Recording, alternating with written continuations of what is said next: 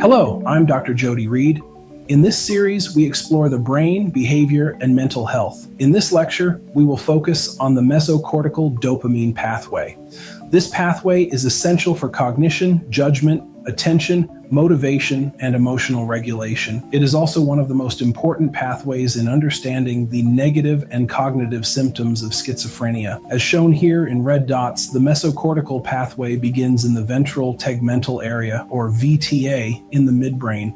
The second red dot marks the prefrontal cortex.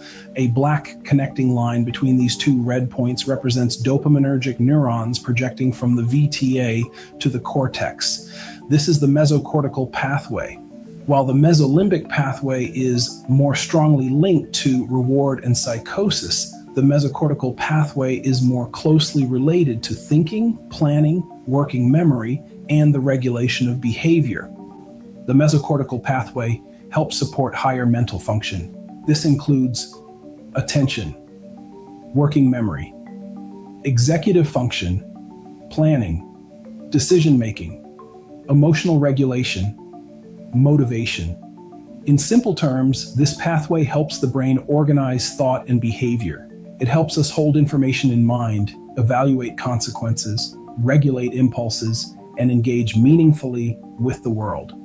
When dopamine signaling in this pathway is properly balanced, the prefrontal cortex functions more effectively.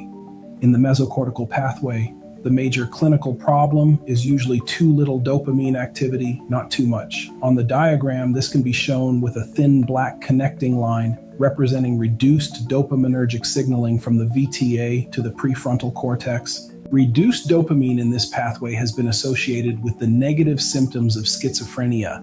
These may include reduced emotional expression, low motivation, social withdrawal, poverty of speech, reduced pleasure, difficulty initiating goal-directed behavior.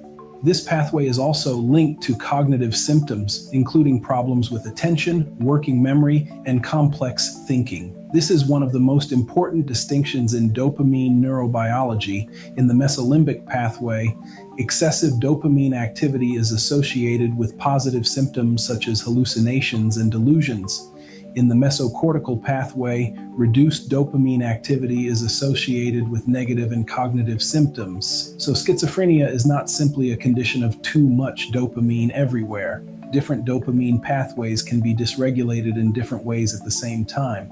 That is why patients may have hallucinations and delusions on one hand, but also reduced affect, low motivation, and impaired cognition on the other. This is where treatment becomes more complicated. Antipsychotic medications are primarily used to reduce excessive dopamine signaling, especially in pathways linked to psychosis. That is helpful in the mesolimbic pathway, where too much dopamine contributes to positive symptoms. But the mesocortical pathway is different. If dopamine activity is already low in the mesocortical pathway, then broad dopamine D2 blockade may fail to improve negative and cognitive symptoms, and in some cases may worsen them, particularly with first-generation antipsychotics, which are not pathway selective. The mesolimbic line starts thick and becomes thinner with treatment. The mesocortical line is already thin, and further dopamine blockade may leave it thin or reduce signaling further. That is one reason negative symptoms often persist, even when hallucinations and delusions improve. It is also one reason second-generation antipsychotics are often preferred clinically, because some of them may provide better overall benefit for negative symptoms and cognition than older agents, although these symptoms still remain difficult to treat. In real clinical settings, positive symptoms often improve before negative symptoms do. A patient may become less delusional, less internally preoccupied, and less behaviorally disorganized, yet still show blunted affect, low drive, reduced spontaneity, cognitive slowing, social disengagement.